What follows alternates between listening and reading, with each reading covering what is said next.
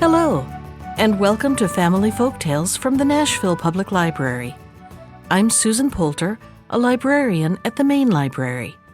Today's story is Farmer Weatherbeard, a Norwegian tale found in Andrew Lang's Red Fairy Book. There was once upon a time a man and a woman who had an only son, and he was called Jack. The woman thought that it was his duty to go out to service, and she told her husband that he was to take him somewhere. "You must get him such a good place that he will become master of all masters," she said, and then she put some food and a roll of tobacco into a bag for them. Well, they went to a great many masters, but all said that they could make the lad as good as they were themselves, but better than that they could not make him. When the man came home to the old woman with this answer, she said, "I shall be equally well pleased whatever you do with him. But this I do say, that you are to have him made a master over all masters." Then she once more put some food and a roll of tobacco into the bag, and the man and his son had to set out again. When they had walked some distance, they got up on the ice, and there they met a man in a carriage who was driving a black horse. "Where are you going?" he said. "I have to go and get my son apprenticed to someone who will be able to teach him a trade, for my old woman comes of such well-to-do folk that she insists on his being taught to be master of all masters," said the man. "We are not ill met then," said the man who was driving, "for I am the kind of man who can do that, and I am just out looking for such an apprentice. Get up behind with you," he said to the boy, and off the horse went with them, straight up into the air. No, wait a little," screamed the father of the boy. "I ought to know what your name is and where you live." "Oh, I am at home both in the north and the south, and the east and the west, and I am called Farmer Weatherbeard," said the master. "You may come here again in a year's time, and then I will tell you if the lad suits me." And then they set off again and were gone. When the man got home, the old woman inquired what had become of the son. Heaven only knows what has become of him," said the man. "They went up aloft," and then he told her what had happened. But when the woman heard that, and found out that the man did not at all know either where their son would be out of his apprenticeship, or where he had gone, she packed him off again to find out, and gave him a bag of food and a roll of tobacco to take away with him. When he had walked for some time, he came to a great wood, and it stretched before him all day long as he went on, and when night began to fall, he saw a great light and went towards it. After a long, long time, he came to a small hut at the foot of a rock, outside which an old woman was standing, drawing water up from a well with her nose, it was so long. "Good evening, mother," said the man. "Good evening to you too," said the old woman. "No one has called me mother this 100 years. "Can I lodge here tonight?" said the man. "No," said the old woman. But the man took out his roll of tobacco, lighted a little bit of it, and then gave her a whiff. Then she was so delighted that she began to dance, and thus the man got leave to stay the night there. It was not long before he asked about Farmer Weatherbeard. She said that she knew nothing about him, but that she ruled over all the four-footed beasts, and some of them might know him. So she gathered them all together by blowing a whistle which she had, and questioned them, but there was not one of them which knew anything about Farmer Weatherbeard. "Well," said the old woman, "there are 3 of us sisters. It may be that one of the other 2 knows where he is to be found. You shall have the loan of my horse and carriage, and then you will get there by night. But her house is 300 miles off. Go the nearest way you will." The man set out and got there at night. When he arrived, this old woman also was standing drawing water out of the well with her nose. "Good evening, mother," said the man. "Good evening to you," said the old woman. No one has ever called me mother this 100 years. Can I lodge here tonight? Said the man. No, said the old woman. Then he took out the roll of tobacco, took a whiff, and gave the old woman some snuff on the back of her hand. Then she was so delighted that she began to dance, and the man got leave to stay all night. It was not long before he began to ask about Farmer Weatherbeard. She knew nothing about him, but she ruled over all the fishes, she said, and perhaps some of them might know something. So she gathered them all together by blowing a whistle which she had, and questioned them, but there was not one of them which knew anything about Farmer Weatherbeard. Well, said the old woman, I have another sister. Perhaps she may know something about him. She lives 600 miles off, but you shall have my horse and carriage, and then you will get there by nightfall. So the man set off, and he got there by nightfall. The old woman was standing raking the fire, and she was doing it with her nose, so long it was. Good evening, mother, said the man. Good evening to you, said the old woman. No one has called me mother this 100 years. Can I lodge here tonight? Said the man. No, said the old woman. But the man pulled out his roll of tobacco again, and filled his pipe with some of it, and gave the old woman enough snuff to cover the back of her hand. Then she was so delighted that she began to dance, and the man got leave to stay in her house. It was not long before he asked about Farmer Weatherbeard. She knew nothing at all about him, she said, but she governed all the birds, and she gathered them together with her whistle. When she questioned them all, the eagle was not there, but it came soon afterwards, and when asked, it said that it had just come from Farmer Weatherbeard's. Then the old woman said that it was to guide the man to him, but the eagle would have something to eat first, and then it wanted to wait until the next day, for it was so tired with the long journey that it was scarcely able to rise from the earth. When the eagle had had plenty of food and rest, the old woman plucked a feather out of its tail and set the man in the feather's place, and then the bird flew away with him, but they did not get to Farmer Weatherbeard's before midnight. When they got there, the eagle said, There are a great many dead bodies lying outside the door, but you must not concern yourself about them.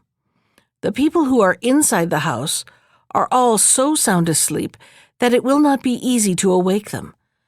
But you must go straight to the table drawer and take out 3 bits of bread, and if you hear anyone snoring, pluck 3 feathers from his head. He will not awaken for that. The man did this. When he had got the bits of bread, he first plucked out 1 feather. "Oh!" screamed Farmer Weatherbeard.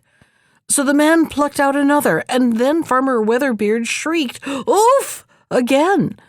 But when the man had plucked the third, Farmer Weatherbeard screamed so loudly that the man thought that the brick and mortar would be rent in twain. But for all that, he went on sleeping. And now the eagle told the man what he was to do next, and he did it. He went to the stable door, and there he stumbled against a hard stone, which he picked up, and beneath it lay 3 splinters of wood, which he also picked up. He knocked at the stable door, and it opened at once. He threw down the 3 little bits of bread, and a hare came out and ate them. He caught the hare. Then the eagle told him to pluck 3 feathers out of its tail, and put in the hare, the stone, the splinters of wood, and himself instead of them, and then he would be able to carry them all home. When the eagle had flown a long way, it alighted on a stone. "Do you see anything?" it asked. "Yes, I see a flock of crows coming flying after us," said the man. "Then we shall do well to fly on a little farther," said the eagle, and off it set. In a short time it asked again, "Do you see anything now?" "Yes, now the crows are close behind us," said the man. "Then throw down the 3 feathers which you plucked out of his head," said the eagle. So the man did this, and no sooner had he flung them down than the feathers became a flock of ravens, which chased the crows home again. Then the eagle flew on much farther with the man, but at length it alighted on a stone for a while. "Do you see anything?" it asked. "I'm not quite certain," said the man, "but I think I see something coming in the far distance." "Then we shall do well to fly on a little farther," said the eagle, and away it went. "Do you see anything now?" it said, after some time had gone by. "Yes, now they are close behind us," said the man. "Then throw down the splinters of wood which you took from beneath the gray stone by the stable door," said the eagle. The man did this, and no sooner had he flung them down than they grew up into a great thick wood, and Farmer Weatherbeard had to go home for an axe to cut his way through it. So the eagle flew on a long, long way, but then it grew tired and sat down on a fir tree. "Do you see anything?" it asked. "Yes, I am not quite certain," said the man, "but I think I can catch a glimpse of something far, far away." "Then we shall do well to fly on a little farther," said the eagle, and it set off again. "Do you see anything now?" it said after some time had gone by. "Yes, he's close behind us now," said the man. "Then you must fling down the great stone which you took away from the stable door," said the eagle. The man did so, and it turned into a great high mountain of stone, which Farmer Weatherbeard had to break his way through before he could follow them. But when he had got to the middle of the mountain, he broke one of his legs, so he had to go home to get it put right. While he was doing this, the eagle flew off to the man's home with him, and with the hare, and when they had got home, the man went to the churchyard and had some Christian earth laid upon the hare, and then it turned into his son Jack. When the time came for the fair, the youth turned himself into a light-colored horse, and bade his father go to the market with him. "If anyone should come who wants to buy me," said he, "you are to tell him that you want $100 for me. But you must not forget to take off the halter, for if you do, I shall never be able to get away from Farmer Weatherbeard, for he is the man who will come and bargain for me." And thus it happened. A horse-dealer came who had a great fancy to bargain for the horse, and the man got $100 for it. But when the bargain was made and Jack's father had got the money, the horse-dealer wanted to have the halter. "That was no part of our bargain," said the man, "and the halter you shall not have, for I have other horses which I shall have to sell." So each of them went his way, but the horse-dealer had not got very far with Jack before he resumed his own form again, and when the man got home, he was sitting on the bench by the stove. The next day he changed himself into a brown horse and told his father that he was to set off to market with him. "If a man should come who wants to buy me," said Jack, "you are to tell him that you want $200, for that he will give, and treat you besides. But whatsoever you drink and whatsoever you do, don't forget to take the halter off me, or you will never see me more." And thus it happened. The man got his $200 for the horse, and was treated as well, and when they parted from each other, it was just as much as he could do to remember to take off the halter. But the buyer had not got far on his way before the youth took his own form again, and when the man reached home, Jack was already sitting on the bench by the stove. On the third day, all happened in the same way. The youth changed himself into a great black horse, and told his father that if a man came and offered him $300 and treated him well and handsomely into the bargain, he was to sell him.